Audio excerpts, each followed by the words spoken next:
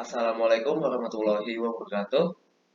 Perkenalkan, kami dari kelompok 12 yang terdiri dari saya sendiri, Ares Budi Aditya, dengan NIM 14022042030. Ada Haikal Kamil dengan NIM 140220473. Dan terakhir ada Fauzi Hudan Fadilah dengan NIM 140220429. Kami akan mempresentasikan tentang keseluruhan proses audit. Pertama-tama ada proses audit berbasis ISA. Proses audit berbasis ISA merupakan proses audit berbasis risiko yang mengandung 3 langkah berikut. Yang pertama ada risk assessment, penilaian risiko untuk mengidentifikasi dan menilai risiko salah saji material dalam laporan keuangan. Yang pertama, partner dan tim inti audit terlibat aktif dalam audit plan. Kedua, skeptisisme profesional dalam upaya mencapai asuransi yang layak. Ketiga, rencanakan auditnya mencakup waktu dalam waktu audit plan akan memastikan tujuan audit dipenuhi. Keempat, diskusi tim, audit, dan komunikasi berkelanjutan. Kelima, fokus identifikasi risiko yang relevan. Keenam, evaluasi cerdas tanggapan manajemen atas risiko. Dan terakhir, professional judgment dalam penerimaan klien, develop audit strategi, materiality, dan develop analitik, prosedur, dan pertimbangan audit khusus yang diperlukan. Kedua, risk response, merancang dan melaksanakan proses audit selanjutnya untuk menanggapi risiko salah saji material pada tingkat laporan keuangan dan asersi. Yang pertama ada uji pengendalian atau test of control. Kedua, prosedur analitik substantif. Ketiga, pendadakan. Keempat, manajemen overhead. Dan yang terakhir, signifikan risk. Ketiga, reporting, merancang dan melaksanakan prosedur audit selanjutnya untuk menanggapi risiko salah saji material pada tingkat laporan keuangan dan asersi. Perencanaan audit. Rencana audit atau responsive audit plan merupakan reaksi auditor terhadap risiko yang diidentifikasikan dan dinilainya dalam tahap 1 dari proses audit. International Standard Audit yang digunakan sebagai acuan dalam audit plan adalah ISA 260, 300, 330, dan 500. Selanjutnya ada 3 alasan utama mengapa auditor harus merencanakan penugasan yang tepat. Pertama, untuk memungkinkan auditor mendapatkan bukti yang tepat dan mencukupi pada situasi yang dihadapi. Yang kedua, membantu menjaga biaya audit tetap wajar. Yang ketiga, menghindari kesalahpahaman dengan klien. Selanjutnya ada 8 bagian utama dari perencanaan audit dan perencanaan pendekatan audit. Pertama, menerima klien dan melakukan perencanaan audit awal. Kedua, memahami bisnis dan industri klien. Ketiga, menilai risiko bisnis klien. Keempat, melaksanakan prosedur analisis pendahuluan.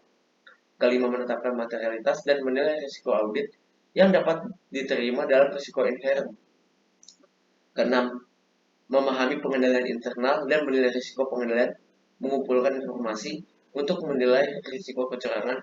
Dan yang terakhir, mengembangkan perencanaan audit dan program audit secara keseluruhan. Langkah-langkah penting dalam merencanakan audit. Pertama, menghimpun pemahaman bisnis dan industri klien. Selanjutnya, melakukan prosedur analitis. Lalu melakukan penilaian awal terhadap materialitas. Lalu menilai risiko audit. Selanjutnya, mengembangkan strategi audit pendahuluan untuk asersi-asersi yang signifikan. Yang terakhir, menghimpun pemahaman struktur pengendalian internal klien. Selanjutnya dibaca oleh Fauzi Hudan Fadilah. Baiklah, selanjutnya yaitu jenis-jenis pengujian. Dalam mengembangkan suatu rencana audit secara keseluruhan, auditor menggunakan 5 jenis pengujian untuk menentukan apakah laporan keuangan telah disajikan secara wajar. Auditor menggunakan prosedur penilaian risiko untuk menilai risiko salah saji yang material, yang merupakan gabungan dari risiko inherent dan risiko pengendalian. Keempat jenis pengujian lainnya merupakan prosedur audit selanjutnya. Yang pertama yaitu prosedur pengukuran risiko. Prosedur pengukuran risiko dilakukan untuk menilai risiko salah saji dalam laporan keuangan. Auditor melakukan pengujian pengendalian, pengujian substantif transaksi, prosedur analitis, serta pengujian atas perincian saldo dalam melakukan penilaian terhadap salah saji material sebagaimana diharuskan dalam SA 350. Gabungan dari keempat jenis pengendalian ini serta jenis prosedur audit ini akan memberikan dasar bagi opini auditor. Bagian terbesar dari prosedur pengukuran risiko dilakukan untuk mendapatkan suatu pemahaman atas pengendalian internal serta digunakan untuk mengukur risiko pengendalian untuk setiap tujuan audit terkait transaksi. Next. B. Pengujian pengendalian. Pemahaman auditor atas pengendalian internal digunakan untuk menilai risiko pengendalian bagi setiap tujuan audit yang berkaitan dengan transaksi. Untuk mendapatkan bukti yang tepat yang mencukupi guna mendukung penilaian itu, auditor melaksanakan pengujian pengendalian. Pengujian pengendalian dapat mencakup jenis-jenis bukti berikut. Yang pertama, meminta keterangan dari personel klien yang tepat. Yang kedua, memeriksa dokumen, catatan, dan laporan. Yang ketiga, mengamati aktivitas yang berkaitan dengan pengendalian. Dan yang keempat, melaksanakan prosedur ulang atas klien. Kemudian yang C, pengujian substantif transaksi, yaitu prosedur yang dirancang untuk menguji salah saji dolar atau sering disebut sebagai salah saji moneter yang secara langsung mempengaruhi kebenaran saldo laporan keuangan. Auditor mengandalkan 3 jenis pengujian substantif. Ketiga jenis itu adalah pengujian substantif transaksi, prosedur analitis substantif, serta pengujian terperinci saldo. Pengujian substantif transaksi digunakan untuk menentukan apakah tujuan audit terkait transaksi telah terpenuhi untuk setiap kelompok transaksi. Pengujian ini dilakukan untuk memverifikasi pencatatan dan pengikhtisaran transaksi penjualan dan penerimaan kas dengan melakukan pengujian substantif transaksi. Baiklah, selanjutnya akan dijelaskan oleh Haikal Kamil. Kemudian D, prosedur analitis melibatkan perbandingan-perbandingan jumlah yang tercatat dengan ekspektasi dan harapan yang dikembangkan oleh auditor. Prosedur analitis juga dapat dilakukan untuk mengaudit saldo akun. Prosedur analitis yang dilakukan selama tahap perencanaan audit biasanya berbeda dari yang dilakukan dalam tahap pengujian. Standar audit menyatakan bahwa prosedur analitis merupakan salah satu jenis pengujian substantif ketika dilakukan untuk memberikan bukti mengenai suatu saldo akhir akun.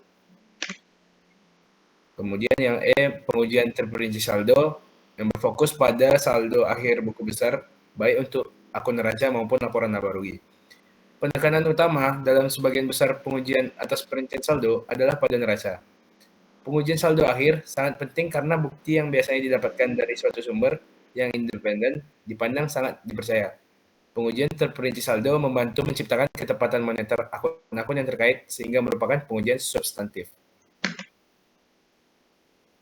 Kemudian dampak teknologi informasi terhadap pengujian audit. Standar audit memberikan panduan bagi auditor dari entitas-entitas yang menyebarkan, memproses, dan menyimpan atau mengakses informasi penting secara elektronik. Bukti pelaksanaan pengendalian otomatis seperti perbandingan komputer atas permintaan penjualan dengan batas kredit pelanggan juga dapat berupa formal elektronik.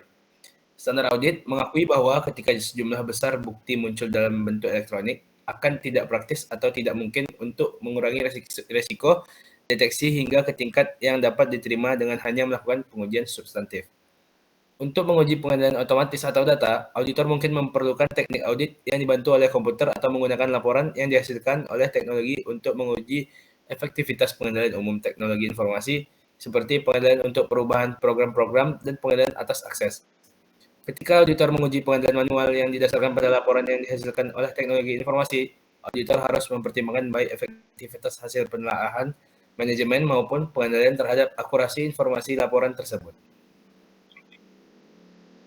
Kemudian, program audit. Program audit merupakan daftar prosedur audit yang akan dilaksanakan oleh pekerja lapangan untuk menghimpun bukti audit. Program audit membantu auditor dalam memberikan perintah kepada asisten mengenai pekerjaan yang harus dilaksanakan. Program audit harus menggariskan secara rinci prosedur audit yang diperlukan untuk mencapai tujuan audit. Dengan demikian, program audit berfungsi sebagai yang pertama, petunjuk mengenai apa yang harus dilakukan dan instruksi bagaimana harus diselesaikan. Kemudian, alat untuk melakukan koordinasi pengawasan dan pengendalian audit. Dan yang ketiga, alat penilai kualitas kerja yang dilaksanakan. Setiap siklus transaksi mungkin akan dievaluasi dengan menggunakan serangkaian program sub-audit yang terpisah.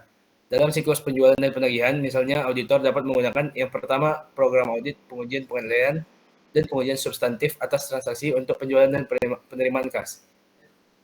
Kemudian program audit prosedur analitis substantif untuk keseluruhan siklus, dan yang terakhir program audit pengujian rincian saldo untuk kas dan piutang usaha. Oke, sekian dari kelompok kami. Kurang lebihnya mohon maaf. Wassalamualaikum warahmatullahi wabarakatuh.